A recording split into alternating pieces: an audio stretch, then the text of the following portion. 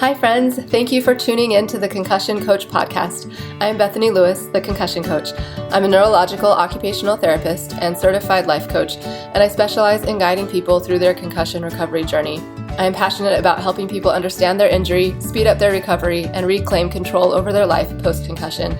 The purpose of this podcast is to help increase awareness of concussions and the impact they can have on a person's life, and to bring hope to people who have suffered a concussion and those who love them. I firmly believe that sharing stories and knowledge about concussions will bring important light and understanding to this misunderstood and often invisible injury. The information in this podcast is meant to bring that awareness and hope and is not meant as medical advice. The opinions shared are those of the interviewees and my own. If you are suffering with lingering concussion symptoms, I have created a concussion coaching program specifically for you. I will be your mentor to guide you through your recovery journey, offering help with understanding and managing your symptoms, setting achievable goals, and learning how to manage your own thoughts and nervous system in order to get control over your life again. If this program sounds like something that would help you or someone you love, sign up for a free consultation. In the consultation, you'll get valuable information and resources and gain hope for your future. Sign up for your free consultation at the link in the show notes or at my website, www.theconcussioncoach.com. Hi, friends. Welcome back to the Concussion Coach podcast. Today, I am excited to introduce you to my friend and colleague, April Crystal. April works as a cognitive therapist at Cognitive FX, which is where she and I met. April is so kind and always greets everyone with a big, friendly smile. And she even made a quilt for my daughter when she was born, and my daughter still sleeps with it 6 years later. So it's so sweet. I really appreciated that. April is a licensed speech-language pathologist. She received her bachelor's degree in communication disorders from the University of Utah and her master's degree in speech-language pathology from Brigham Young University. She's had the opportunity to work with patients in a variety of settings and plays a critical role in helping patients improve their cognitive skills. April has worked at Cognitive FX since 2015 and enjoys challenging each patient and seeing the progress they are able to make. April is awesome, and I'm so excited to have her share her wisdom and experience with us today. So thank you so much for being here, April. I'm happy to be here. Yay. So let's start with a little bit of background. I'd love to hear how you got into speech therapy in the first place, and then specifically into the concussion space. So I feel like most people who go into speech therapy have like a sibling or something who went to, a speech therapist, or they themselves went to a speech therapist. I had no idea what a speech therapist was. I always knew I wanted to work in the health industry, but I knew I didn't want to be a nurse. I don't really love blood and things like that. So I took this summer course at the University of Utah. It was just, I can't even remember what it was called, but the whole class all summer was just taking tests and surveys. And this was a profession that came up that kind of was a match for my interests and my personality. So I took Introduction to Communication Disorders that fall and was like, yep, this is what I want to do. It was a success, Matt. Yeah, that's really cool. Those tests can be very helpful, apparently. I know. Yeah. So it was really exciting. And then all through graduate school, I really felt like I wanted to work more with adults. I loved TBI. I loved my TBI class. I loved all the neuro rehab classes. But my first job was actually at a pediatric clinic, and I loved it. I worked there full time for 7 years. And then once I started having kids, I worked in schools, mostly for the hours. I also worked in hospitals. So I've worked in neuro rehab. And then, 2015, I found CFX. And this is my happy place. That's what I tell people. It is. I met Dr. Fung, and I was like, she's like, well, what do you think? Is this something you're interested in? And I was like, I've always loved cognitive therapy. And we have such a wide range of what we do as speech pathologists. Swallowing therapy is not my favorite. And so I told her that, and she was like, you'll never have to do swallowing therapy again. That's hilarious. So, yeah.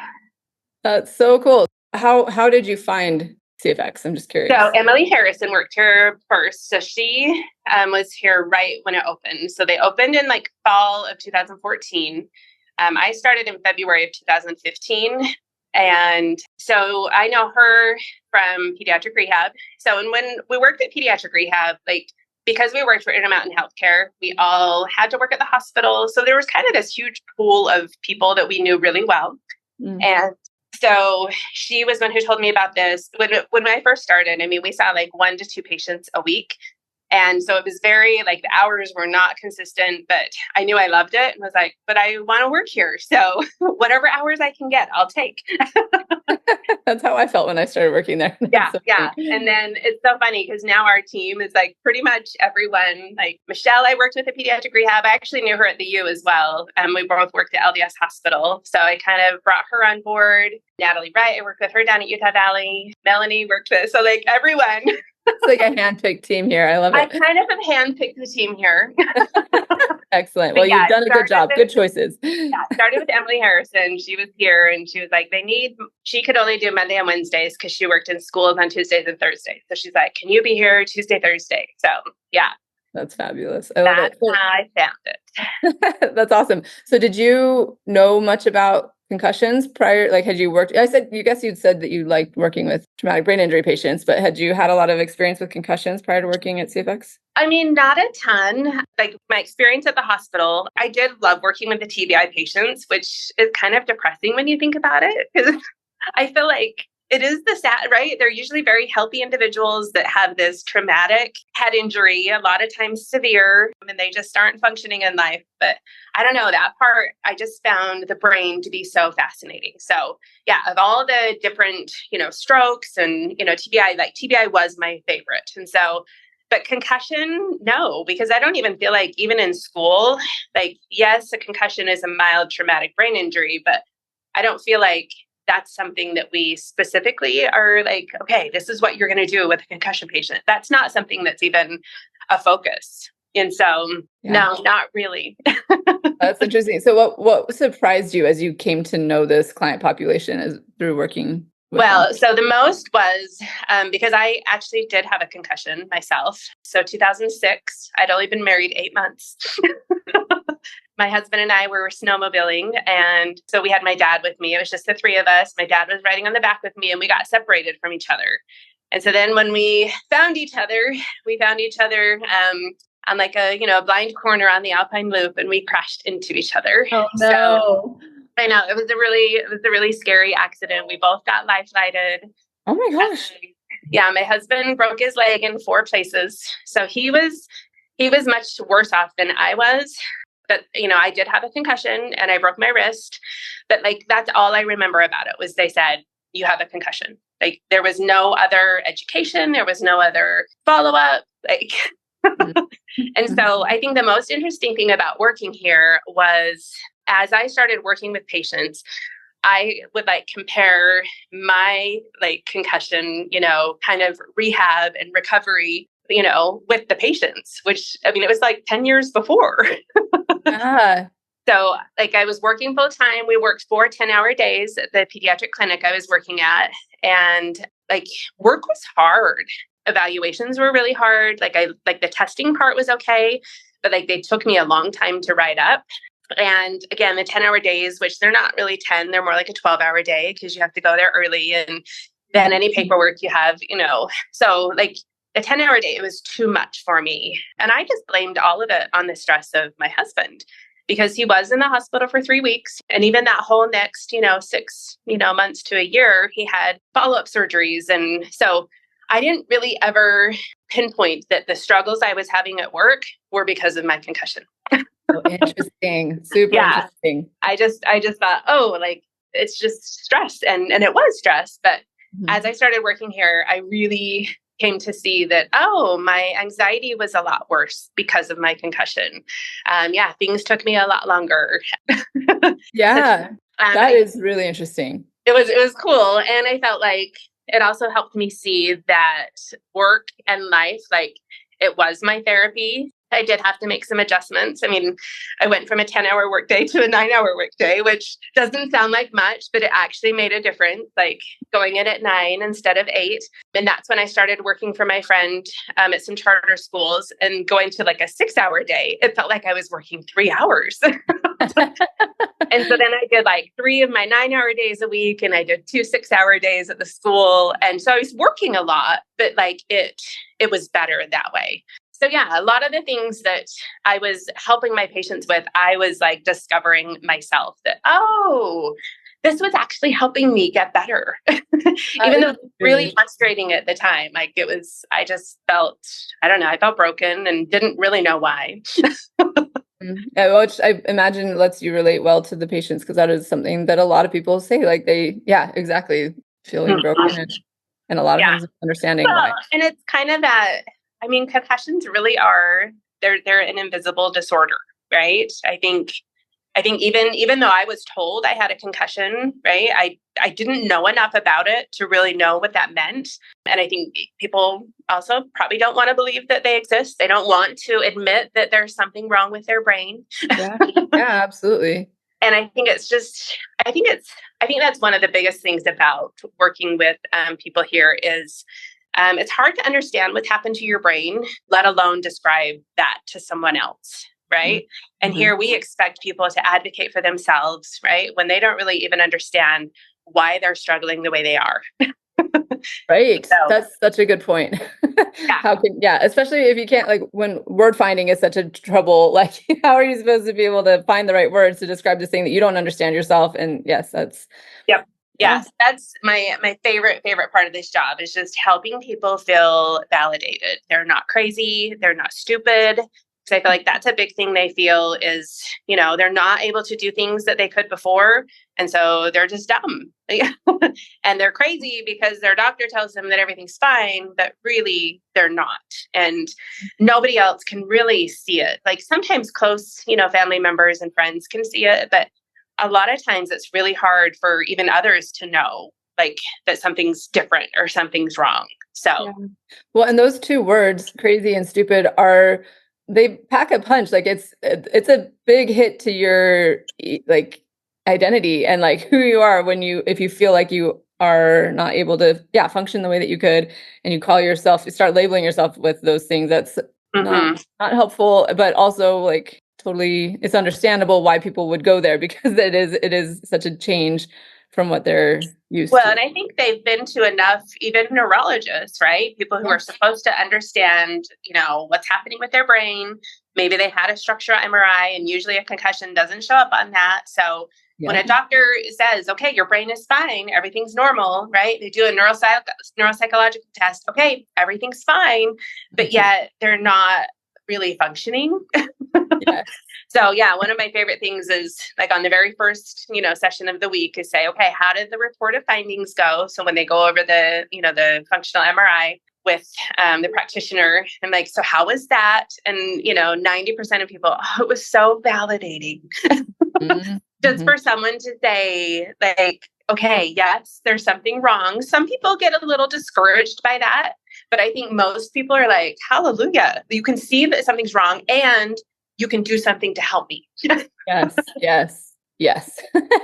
Absolutely. So why don't you tell us a little bit? I'm going to come back because I'm curious about your own personal concussion experience. But first, let's have you tell us what your role as a cognitive therapist at CFX is. Like, what do you do? How do you help people to get better with what so like I said, so speech language pathology it just covers a huge range, so if you get a degree in that, like, you could do voice therapy, which don't ever come to me because I've never done any voice therapy outside of the few hours that I had to get, in graduate school. Those are usually, people usually are like music majors as well, right? And then they're the ones that go and do voice therapy with people. Stuttering is a big part of it. Swallow, like I talked about, articulation, language, cognition. Here at Cognitive FX, we are just a very small, section of what a speech pathologist can do.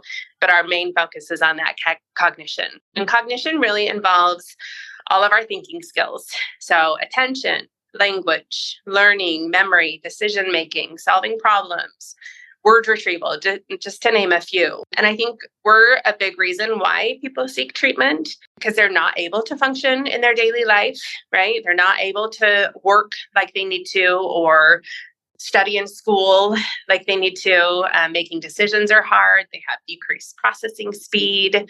So we're able to use the FNCI to guide our treatment by finding these specific areas that aren't working as they should be. And then we can help with all of these different cognitive areas. Yes. Yay. Okay. I'm curious, when you were discovering your own concussion and what it meant for you. Like, it sounds like you had it, you were experiencing symptoms, but you didn't realize that those symptoms were from the concussion, which is classic. And I loved it. It was like took working in a concussion clinic to realize that. What things did you change, or did you go through the program, or how did things get better for you? So, like I said, initially, I just was like, wow, I think work actually got me better because I felt pretty functional. The hard thing with concussions, any pre-existing thing you have gets worse. So I've had anxiety my whole life. I definitely know that anxiety, it got worse with my concussion. I think of my son who's had several concussions. He has ADHD. It like amplifies those attention problems 1,000%. So I feel like from a cognitive standpoint, I felt pretty good. But again, mostly because of work, because my work is cognitively challenging, right? And so I think that helped my brain kind of step up to where it needed to be. The interesting thing is I can't even remember when this was, when we were developing the new scan, the second scan that we use. Has it been like 4 years maybe? And they wanted all the employees to go through the scan just to kind of get some more data, baseline data, and also just for us to experience it. So when I did that second scan, one of the doctors was like, you could have some vision issues and, maybe you should do some booster days. So around Thanksgiving, when we didn't have a lot of patients, I did 3 booster days. And one of the very first appointments, I can't remember if I was doing the Brock string or the VOR chart, but my left eye just started watering. And I was like, is that normal? And so my eyes really weren't working together like they should be. But I didn't notice anything in life. Like when, we asked questions, and it wasn't until we started like looking into things and I was doing all of these vision exercises and I was like, oh yeah, I do get really like tired driving. Like I can't drive for a very long time. Or sometimes in the grocery store, sometimes I can't find exactly what I'm looking for. Like it's hard for me to scan and find, that visual target.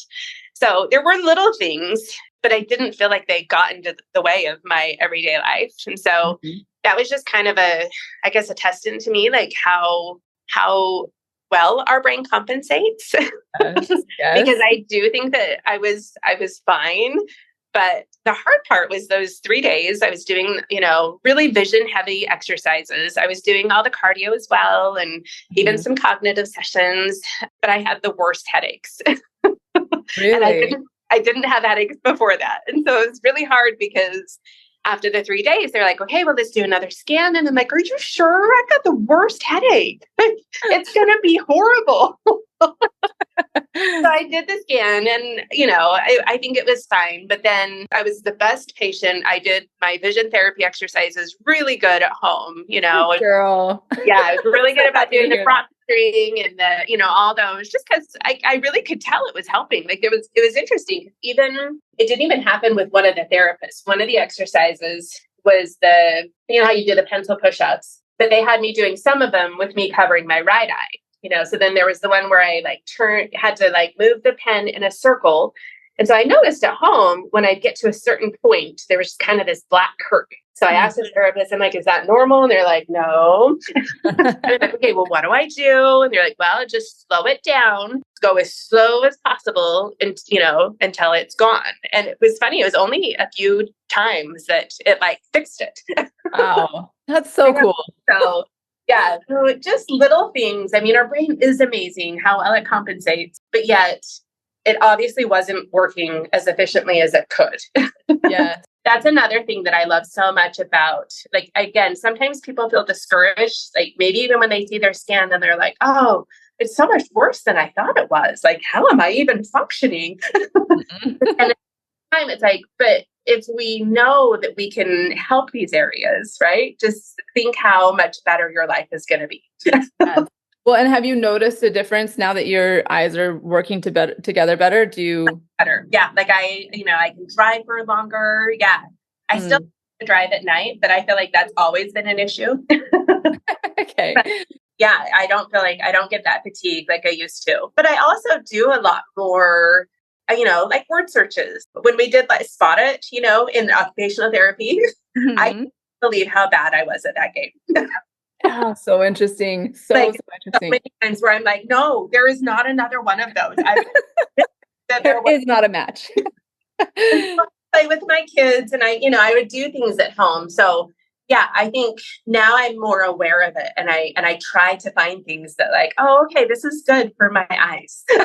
I love that so much. And that awareness, I think, really makes a big difference, because then you can tailor things like and be intentional about it. And there's so many times when people come in and they don't have any idea that their eyes aren't working together, like you said, or that their vestibular system is off. And I think, as those underlying systems are not working together well or not doing what they're supposed to, and the brain tries to compensate, which it does beautifully and amazingly, it is incredible, but there are consequences to that, right? And a lot of times those consequences are, if it's bad enough, those consequences can be these cognitive things that we do notice, or the fatigue or whatever. So it just really, it's so interesting how all of the interplay there and how much working on these systems can make such a big difference. So thank you for sharing that. I think that's a really important thing for people to hear. Yeah, that's really, really interesting. It was so eye-opening for me. And yeah, I get really excited when people, again, not get discouraged by, because I feel like even in if you go to a neurologist and they'll say, how's your balance? 99% of people will say their balance is fine, right? They're not falling over. They're not. But if they did like the best test that we do, and be like, oh, actually, right. It isn't working quite as good as it should. Mm-hmm. Vision stuff, it wasn't things that I even noticed were a problem until we really got into it. Yes. Well, and I love too that it's made a difference. Like, you've noticed the changes as those things have been. And that's what's so cool about the brain, because every area that you improve, it just allows more energy and resources for other areas, right? So if something is hard, your brain has to overcompensate and work extra hard, or, it brings on symptoms, right? Your brain has to use up resources to deal with that. So as we improve everything, then we're just improving the overall efficiency of everything. And I love it. Yes, me too. It is, it's so cool. And so fun to see it working for people and to experience it, I guess, ourselves. So that's very, very cool. So tell me a little bit, well, I'd be interested to hear what some of the most common questions people have about concussions are when they come to you, like specifically around cognitive function. So and I guess you kind of mentioned them, but are there any cognitive problems or symptoms that people experience a lot that you want to bring out in particular? A bunch. When I was thinking about this, I thought, there are so many. And I think memory is a big one, right? And people always say, well, it's short-term memory or it's long-term memory. They can't remember conversations, where they put things, what they were going to say.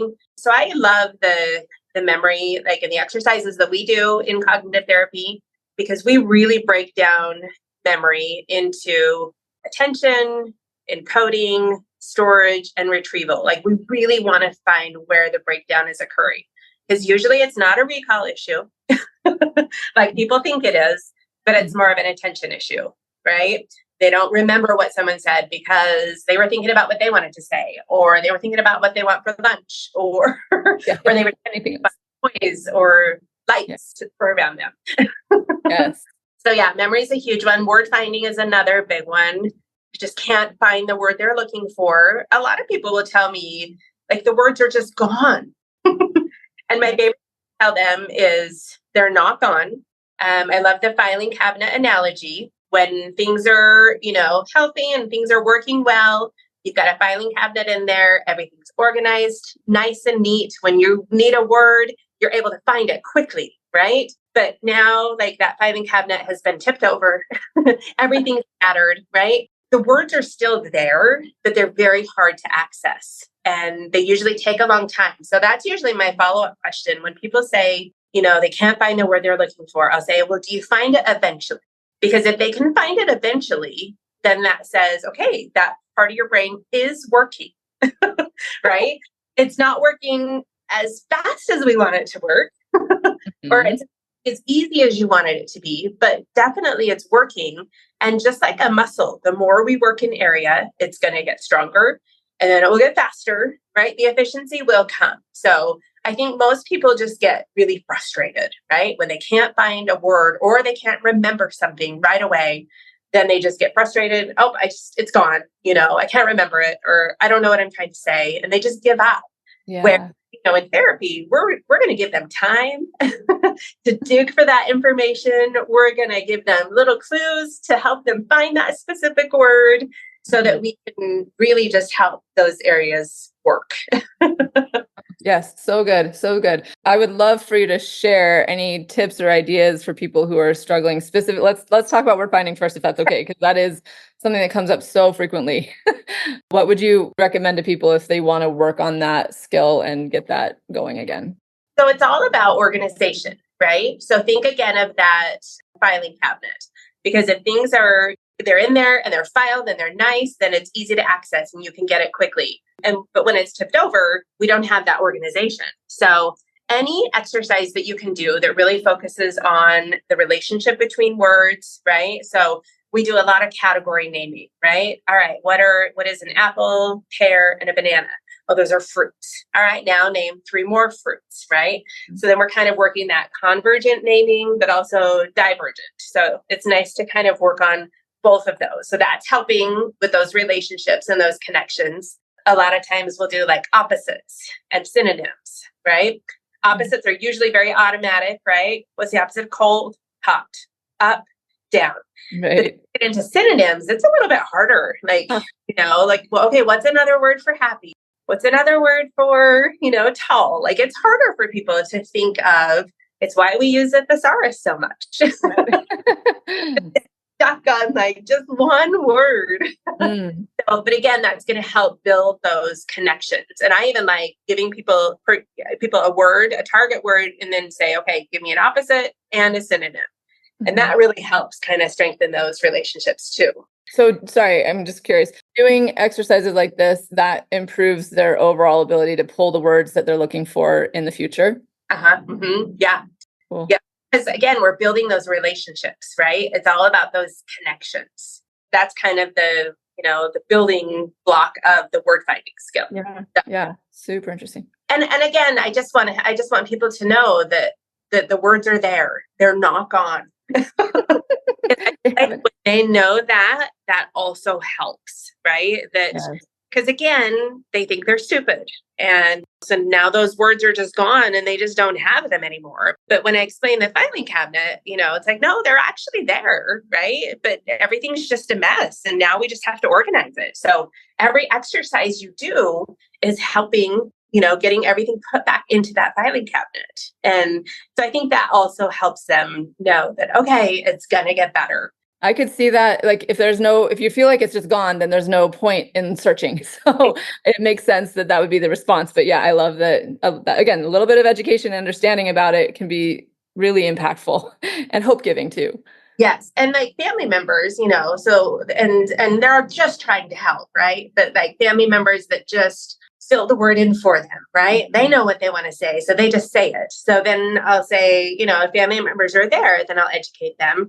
We'll just give them the first sound or give them a little clue, like a semantic clue. Oh, it's something you find, in the refrigerator, or it's yellow, or it's just something to help them get there themselves without actually just saying it. Because again, that just confirms that they're dumb and that they can't do it. So, yeah. Do you recommend that as a strategy for the person themselves too? If they can't come up with a word to like describe around it, does that sometimes help bring the word out?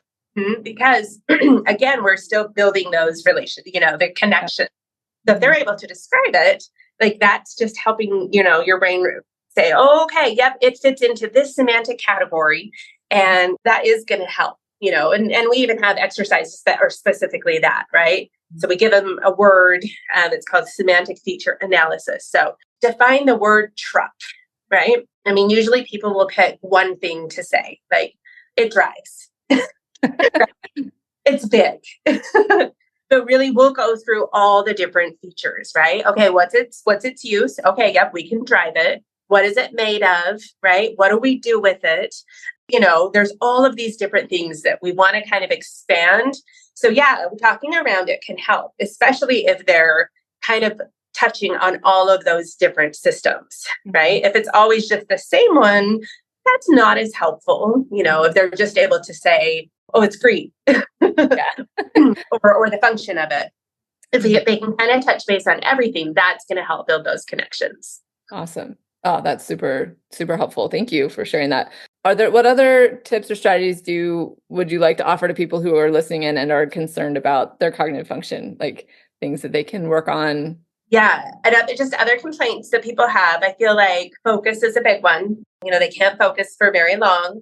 And usually, like if they're a student, right, they can't really study for as long as they need to study. Or even people will be like, oh, I'm trying to read a book, but I can read one page at a time and then I'm done. That's all I can do. Yeah. Working an 8-hour workday is just too much, right? They can maybe work, 3, 4, even 5 hours. But after that, they're just tapped out and they can't really work effectively. And sometimes they can push through, but then usually it'll take days to recover. It'll cause them to crash. And then they fall behind in work or school or whatever it is. Yeah. So yeah, that one's a big one. And I saw that one in myself too, right? I couldn't keep up with those 11, 12-hour days. It was just too much. Recommend to people who are dealing with that specifically. Yeah, that one's a big one. Yeah. So yes. So cognitive fatigue is really what we call that. I feel like the biggest thing that helps, I like the muscle analogy. People who've been through rehab, I think this is really helpful. I've had shoulder surgery, and I had pain, but then after my surgery, I just had no range of motion, where I had full range before. And I just couldn't believe how at square one we had to start, right? I was doing the simplest little exercises and they hurt so much just for me to, put my arm behind my back. Yeah. So I think it helps with stuff like that, how you're just starting really small. But I think just, even just lifting weights, right? Think of a muscle. And even the strongest muscle at some point is going to fatigue, right? It's going to say, I can't lift anymore, right? It doesn't mean there's anything wrong with that muscle. It just means we're really pushing it, right? We're targeting that. So I like to use that analogy when I'm doing therapy, right?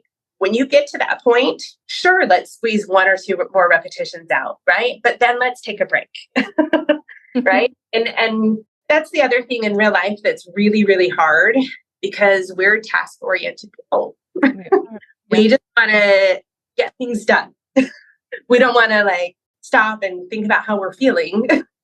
And break. We just want to get the task done. And so, but yeah, I think if you can use that muscle analogy, then that can be really helpful. And we realize that, okay, my brain's tired.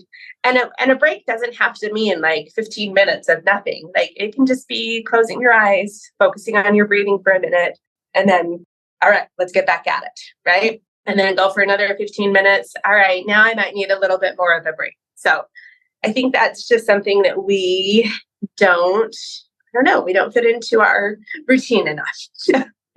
Yes. And I tell people a lot, I know because we emphasize breaks all the time.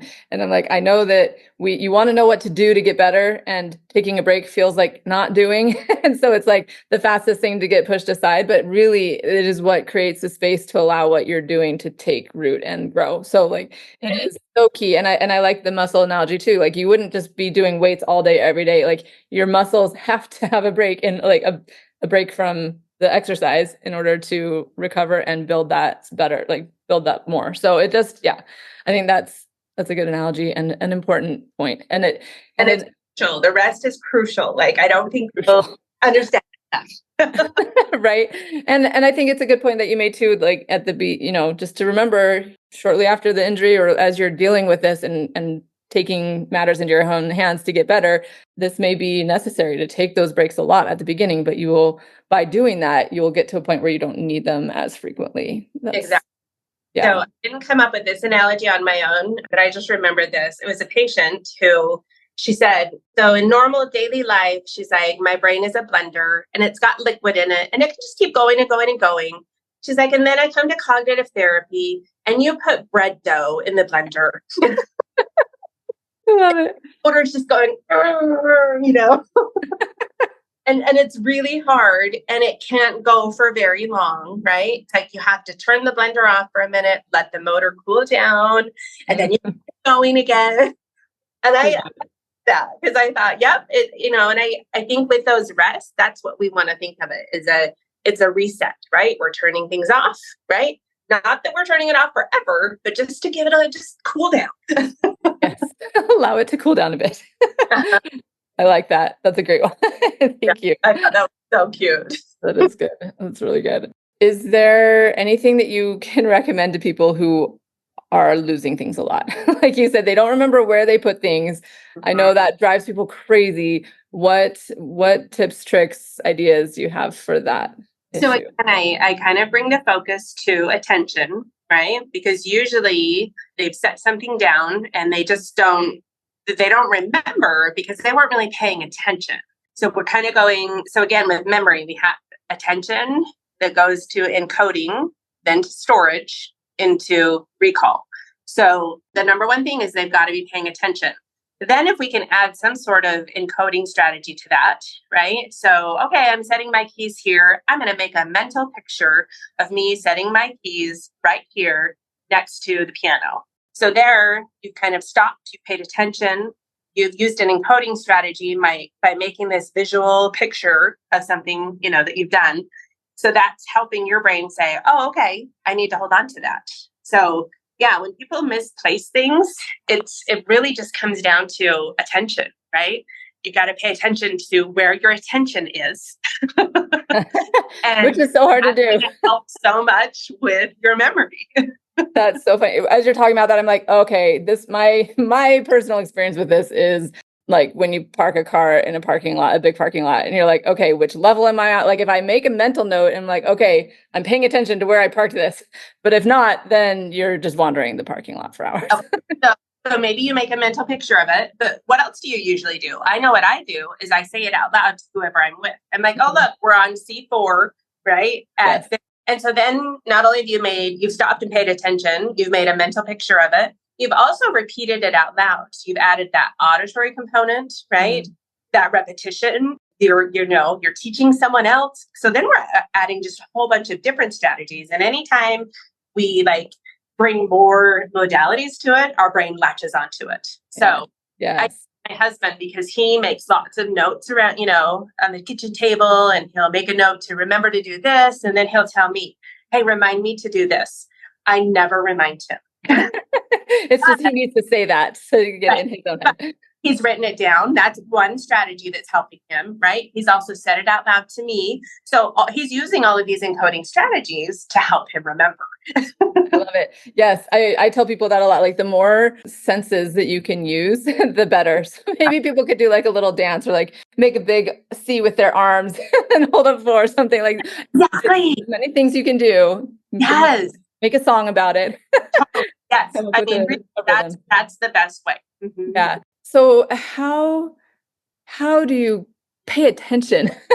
Like that's like I'm like if I can, because I see people do this and I know it's just a matter of like practice or whatever, but like how do you remember where you're putting your phone? Right. Oh, hold on. Oh, sorry. I was just going to say sometimes I take an actual physical picture with my phone to remind me where my car is parked. That one also works. That's good too. That's good too. But like if I use the feature on my watch all the time to call my phone because I don't know where it is, like I put it down and forget. So tell me how I can pay attention more. Well, like I said, it's paying attention to your attention, right? And that's it's hard because our attention is pulled in so many places, right? Especially in the world we live in now, right? We have distractions everywhere. You pull up your phone to, send an email, but then you get distracted by something else that's on there. And then you're like, oh, what was I even going to do on my phone?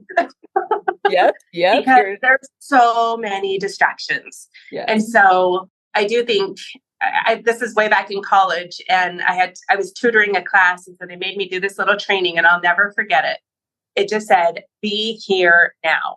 Mm. And it really just kind of enforced, I think so many times, physically we're here, but our mind is somewhere else, right? So just think about where your attention is, right?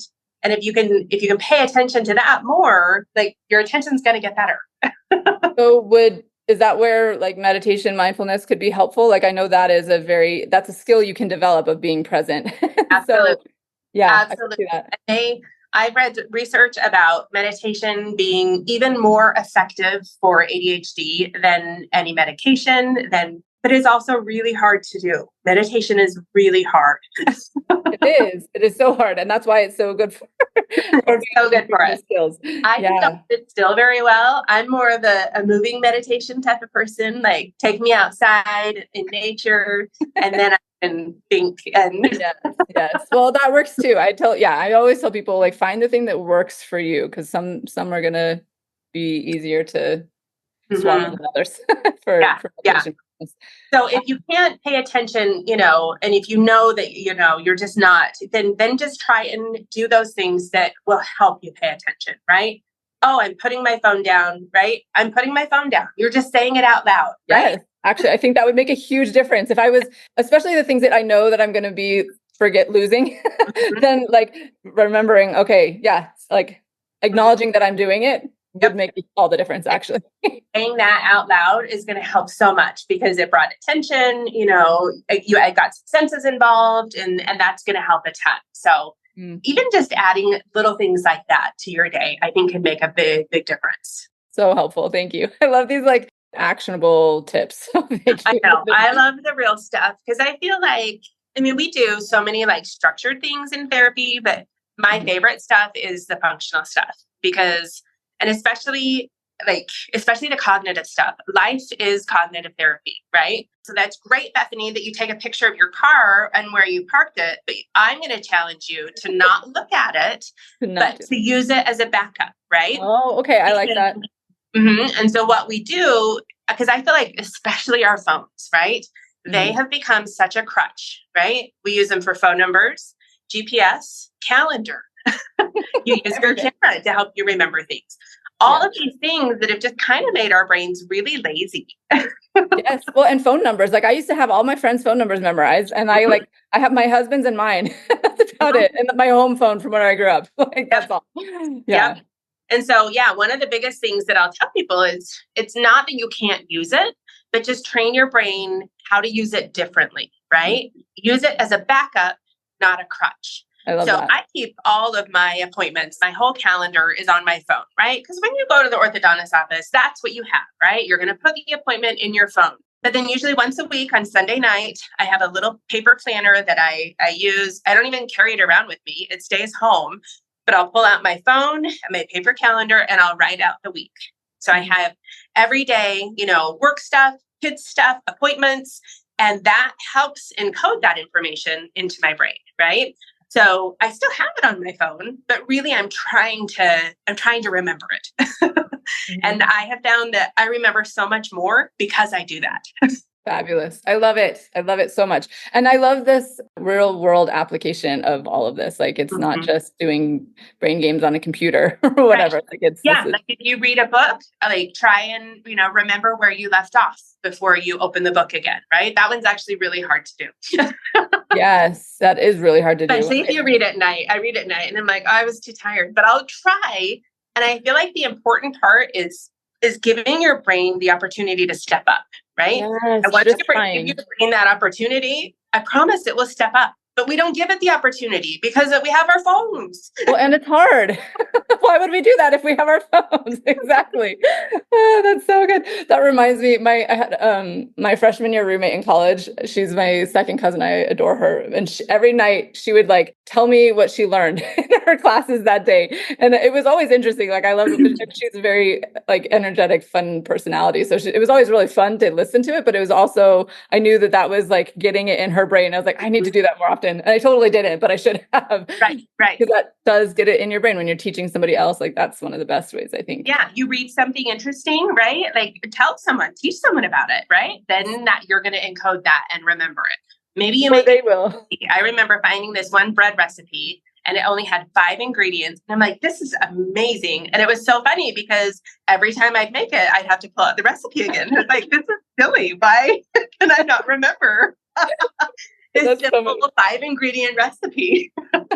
So until I like really challenged my brain to, try to say, okay, I'm going to see if I can get all the ingredients out, right? If I need to look it up, I can. But really kind of just giving your brain that opportunity. And we just don't do that enough. Like if I'm going somewhere new, I'll actually be old school, look up the directions, right? I'm not going to use my GPS. I'm going to see what I can remember first.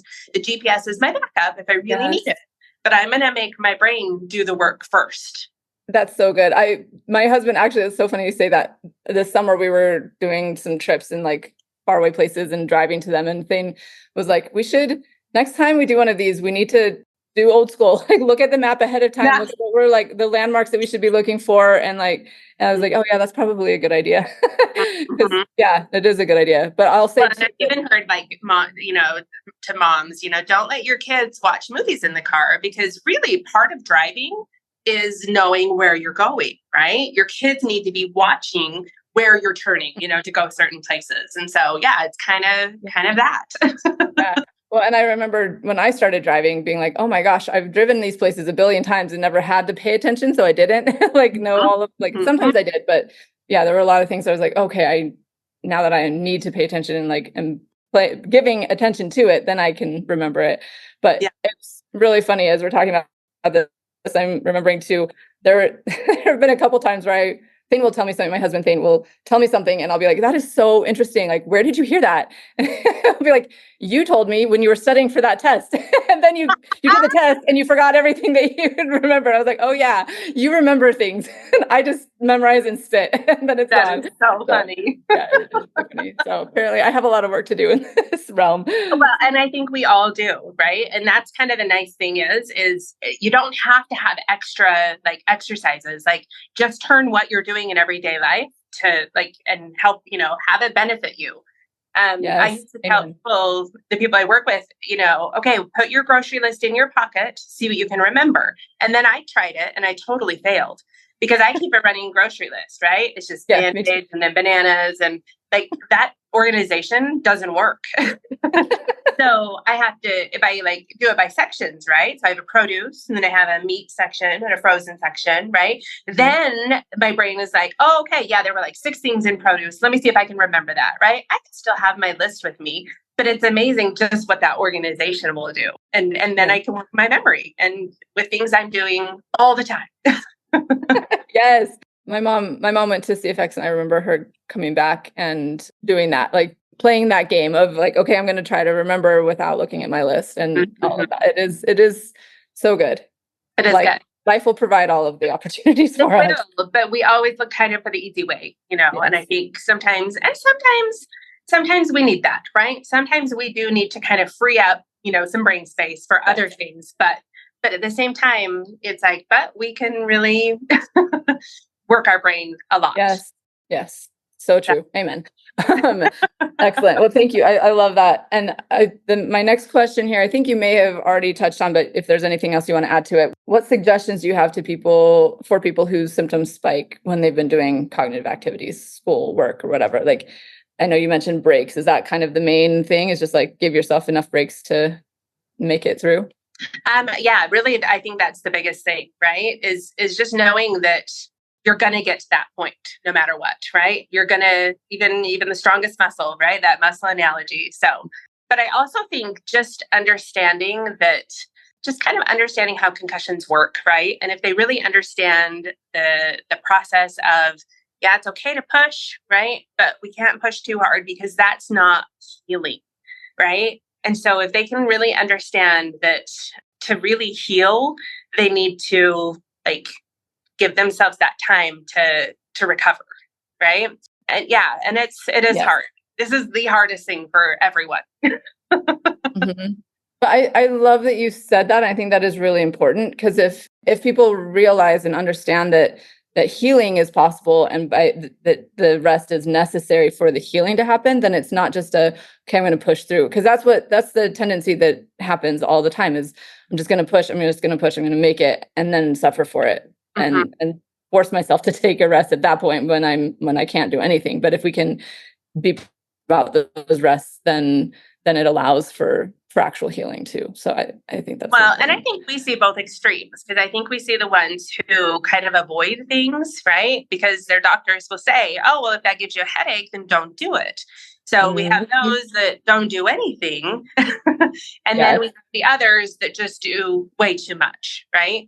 But it's all about just the right amount. And that's going to be different for everyone, right? And it's going to be different on the day, right? It might be how you feel that day. Maybe you didn't sleep well and you just don't feel super good, or you have a headache. And so you're not going to be able to, someone once talked about the spoon theory.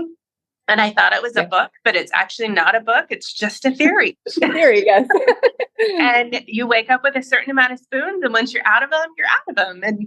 But it might be different every single day, like just depending on what's going on. So I think a lot of it's just being in tune with kind of your symptoms. And this is a big thing I talk about with people, is advocating for yourself. So again, it's really hard to understand your concussion. It's hard to understand your brain, but the more you know about it, then the more you can advocate for yourself. And I always tell people that advocating for yourself, it feels selfish, but it's not selfish. It's you letting other people know what you need, right? And also yourself. Sometimes you have to just tell yourself, you know what, I just don't feel good today, and I need to take this many breaks, because I'm just feeling overstimulated, or I'm feeling really symptomatic. And just kind of, it's hard to be an advocate, but really that's what I want most for people who are dealing with concussion. I love that you pointed out that sometimes you need to advocate to yourself for yourself. Like, it can be really hard to admit that you're struggling or that you're having a hard time. And again, hard to understand what it is, and like even what I'm struggling with. Sometimes I think people are like, I'm not doing well. And I think a lot of that can be tied into that like nervous system dysregulation that happens. But yeah, I love that point. Like, being honest with yourself about where you're at and how you're feeling, and taking care of yourself really does. Yeah. Which is so much easier said than done. It's a lot of work. Like, that's also a lot of work, right? Because you're paying attention to, you're paying attention to your symptoms. You're paying attention to what you have to do. You're paying attention, all of that takes a lot of cognitive work. So even that is hard. Yes. Such a good point. It's a process, but it's doable. I just hope people know that and feel that it is hard in the slog, but have hope it is possible. So I would love to hear your response. I love asking people this because everybody has such good insight, but what tips or suggestions, advice do you have for family, friends, and loved ones of someone dealing with a concussion? Like, how can they help someone who's struggling specifically with the cognitive challenges? I mean, again, education, I feel like that's a big, like, even looking back on mine, even though I knew I had a concussion, I didn't know anything about it. Myself, who had the concussion. So definitely people around me didn't know. So if the family and friends of people who are dealing with a concussion, if they can learn as much as they can about concussions, and concussions are different for every person. That is just how the brain is, right? It is so unique and it is so varied. But if you are striving to understand, right, and look at them, it's not this invisible disorder, right? Like, if they had a broken arm, they could see it, and they'd obviously, help them with things that they needed to have two hands for, right? But with a concussion, sometimes it's really hard to know what that person needs. So if you can learn about it as much as you can, try to see things from their point of view. And if you can't, ask them, right? Find out what makes you, cognitively fatigued, right? What are your triggers, right? What makes you feel overstimulated? And as you can, right, help see that, then that's going to help give them so much power, just because someone else understands. So I think even if they can just try and see things from their point of view, which it's hard, because even the person with the concussion has a hard time understanding what's happening. So, but if they can help explain that, then it's just going to help everyone. Agreed. And something along these lines that comes up all the time is people say, just believe them. If you can believe them when they tell you what they're experiencing, that itself is so validating and helpful. Yeah, like if they were limping on a sprained ankle, you would believe them. But how do we believe that they have a headache or that they? Yeah. Sometimes you can see it in people's eyes. Sometimes you can, but for the most part, we just have no idea. Yes. So true. It's such an invisible Mm-hmm. What would you say to someone who's listening to this and is at the end of their hope rope? How can someone find or maintain hope through this process of discovery and recovery from a brain injury? So I've had a lot of people who, and recently even, who've kind of said they wish they could just go back to their old self, right? If I could just go back to that day and I didn't get in that accident or I didn't get COVID or whatever it is. And I always want to help them know that, like, okay, that's impossible. Right. None of us can travel time, right? None of us can go backwards, right? But I also want them to know that, like, they can grieve their old self, right? Like that person, that brain, it's gone, right? You won't get back to that. I won't get back to my brain before my concussion, that now has been almost 20 years ago. But I can tell you that my brain is actually better than it was pre-concussion, right? Because I know so much about the brain and the neuroplasticity. And so, like, it's all about, like, you can be sad about it. Like, it's okay, but don't focus on, like, oh, I just want to go back, right? That's not going to help anything. Feel the grief, right? But don't get stuck there. We're all moving forward, and that's the only way we can move is forward, right? And your brain can change, and it actually can get better. It will never be the same, but it can get better. And that's what I really want people to know, is that right now you might feel like it will never be what you were before, but you really can, right? The neuroplasticity will bring that, and your brain can change. Yes. I love the concept of post-traumatic growth too. That's what kind of, it sounds like that's what you're saying. Like, not only can we move forward from it, but we can actually be different, but in a better way in a lot of ways. So I think that can be a helpful perspective. Thank you for sharing. I love when people tell me that, like, oh, nope, I've accepted that it happened. And I'm like, great. Because now you can move forward, right? Yeah. And you're not stuck in that place. And I think sometimes people get stuck, right? Because things are hard. And so that you get into this, like, oh, I can't do that, right? I can't go to Texas Roadhouse to dinner, right?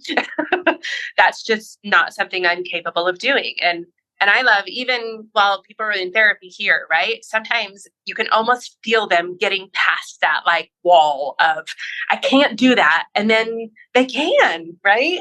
Maybe it wasn't as easy as they thought it would be or as fast as they wanted it to be, but really, like, they can do it.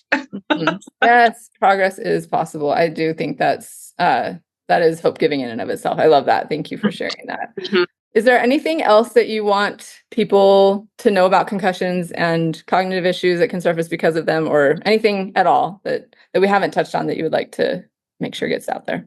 And this isn't so much cognition, but I was thinking of just this one woman who struggled a lot with noise sensitivity. And this was during a cognitive therapy session. And I mentioned to her that we were going to do a task where I was going to add some background noise, right? So that we could train her brain to tune it out. She instantly started panicking, right? I hadn't even turned on any noise. But her autonomic nervous system was so dysregulated that just the thought of it really sent her into that panic mode. And, that's what our sympathetic nervous system does, right? It's going to protect you. Right.